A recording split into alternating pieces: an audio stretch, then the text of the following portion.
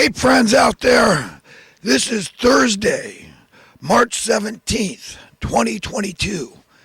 And it is just about 5:39 in the morning here in Northern California. And as usual, I'll talk about a few different things today. Still dealing with this long haul laryngitis. Hopefully one day I'll get my voice back, but for now I just gotta suck it up. Listen, like myself and everybody else, you're probably mortified at the horrors going on in Ukraine, and it's really terrible. Yet we should be used to this sort of thing. It's been going on my entire life. I've had to watch one war after another. You know, when I was a little child, 7 years old, living in Santa Cruz, California, and only the rich people had colored televisions back then, but I remember the images of flatbed trucks heaped high with young men, teenage boys really, heaped high with their bodies in the Vietnam War. I don't know why my parents let me watch it, but, maybe they figured it was better that I saw what was really going on than they tried to shield me from it, from reality, the horrors of the reality of human existence on planet Earth in 1965. But, we lost that war. If anybody hasn't informed you of that, if your teachers in history and school haven't taught you that, I'm here to tell you. We didn't have the hearts and minds of the troops weren't into it. Because if we were, we could have beat the hell out of the North Vietnamese. Remember, we had already dropped the nuclear bomb on both Hiroshima and Nagasaki at that point. That's what the Americans did. So you want to talk about the horrors of killing civilians? Let's start at home. Let's clean up our own backyard. But I'm not happy at all. Not at all with what's going on. God knows I was so helping for a diplomatic solution. But it is really simple. It doesn't take much to start a war. Like they say, the Arab Spring over there in the Middle East was kicked off by the price of couscous going up.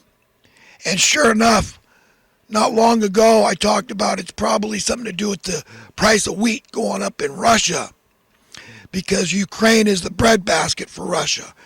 And sure enough, the price of wheat had been going up recently in Russia. So look into it for yourselves. It doesn't take much to set people off. And remember, Putin's ratings were pretty high. Higher than Biden's or Obama's or Bush's or any of the other presidents we've had in recent past over there in Russia. And then his approval ratings, which came out on the mainstream media, it went up to 70+% in Russia after the attack on Ukraine. So I don't take this lightly, believe me. I hate war. I hate violence. God knows I'm a pacifist, which simply means I hate violence and it should be used only as a last resort. So I hope you feel like I do, mortified by everything, the events going on. And this is unique because we're dealing with a superpower. Okay, we're not dealing with some pipsqueak nation that we could readily kick butt on. Okay, we're talking about a mad nation, a mutually assured destruction nation, whereby if we go toe-to-toe with Russia, we're going nuclear. And once we go nuclear, all bets are off, which could happen at any moment. We know how fast that war got started over there. And you tell me how much it's going to take for the first nuke to be shot, the first ICBM to be fired across the Atlantic. Tell me. Across the Pacific. Tell me. And there's not a peep out of China. Where's China's stance on all this? How come the media is not curious about that and get the opinion of the Chinese leader? They're the other superpower involved. So we got the United States, or what I've retermed more apropos is the disunited States of America. We got Russia, and we got China. And I want to know where China stands on all this. But friends, it's not going to take much for Bible prophecy to be fulfilled at this point. Okay? And where God steps in, where the return of Christ takes place, because God is quite capable of stopping a nuclear attack. You got to understand, we're not the most intelligent beings in the universe. Okay? There's other far more intelligent and far more powerful beings out there known as the holy angels of God, and they're quite capable of stopping a nuclear war in its place. And you need to know about that fact. You need to know that things will only get as bad as God allows them to get. I want you to know that. I know that. I believe that. Does it mean I'm any less mortified? I hate violence. One person dying is too much. Unnecessarily dying, that is. When people die in a natural disaster, like a earthquake or a tsunami or a fire, it's a whole different thing.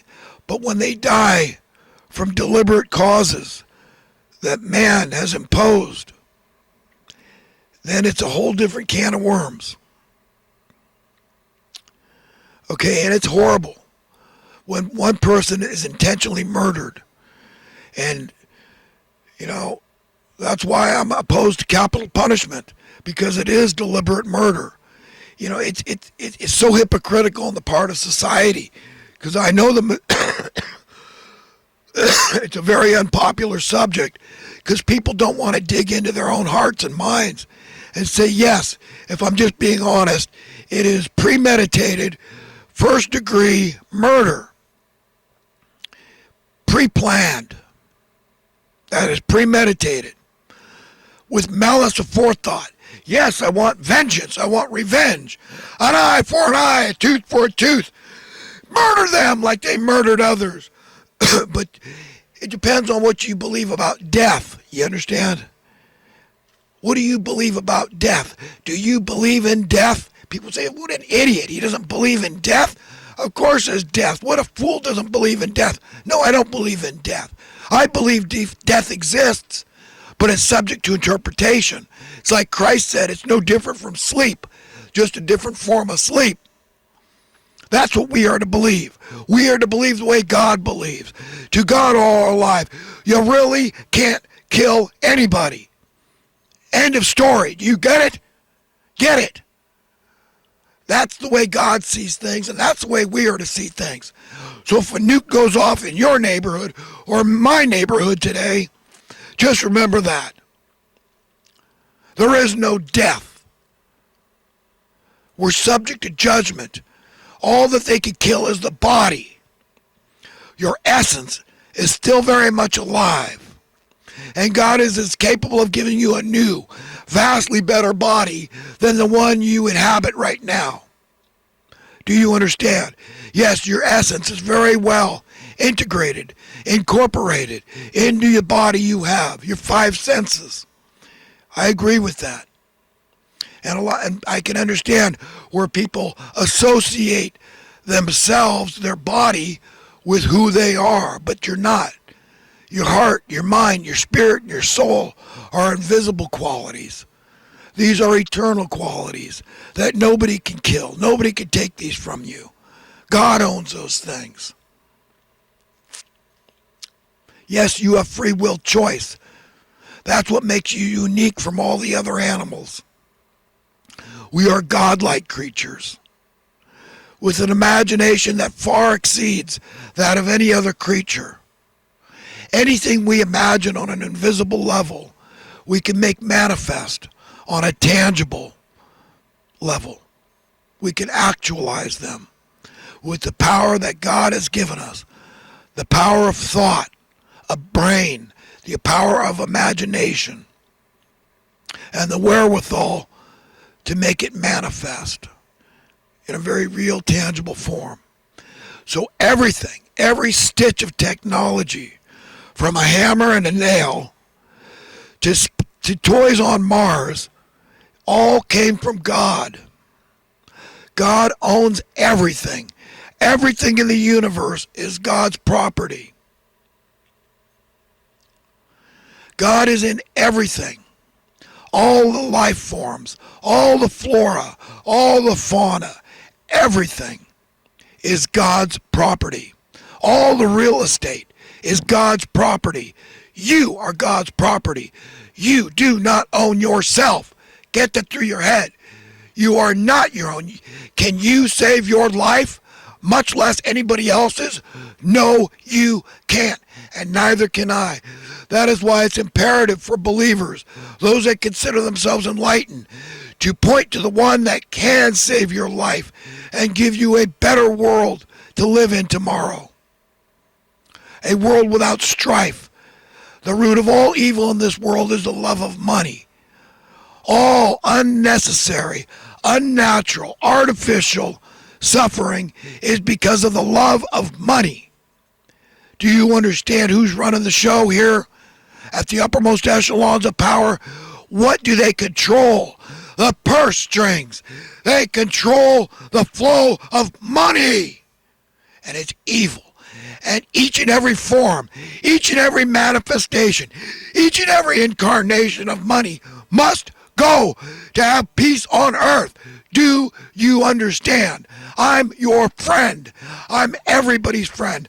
And all I'm doing is trying to imitate Christ. Christ was everybody's friend. God is everybody's friend. He wishes none to perish, but all to come to repentance. He does not delight in the destruction of the wicked. Do you understand? He didn't come for the righteous. He came for the sinners, the wicked. Though 99% of people might be righteous on earth, which we know isn't the case. It's a lot less than that. But he came for that 1%. He came for them. So what's in your heart and mind? Last week I talked about what are the fruits of your heart, your mind, your spirit, your soul. Those are your closely held values, your closely held beliefs and convictions, your principles. Those things that you would die for, those things that you would kill for, metaphorically speaking, because of course, like I pointed out earlier, you can't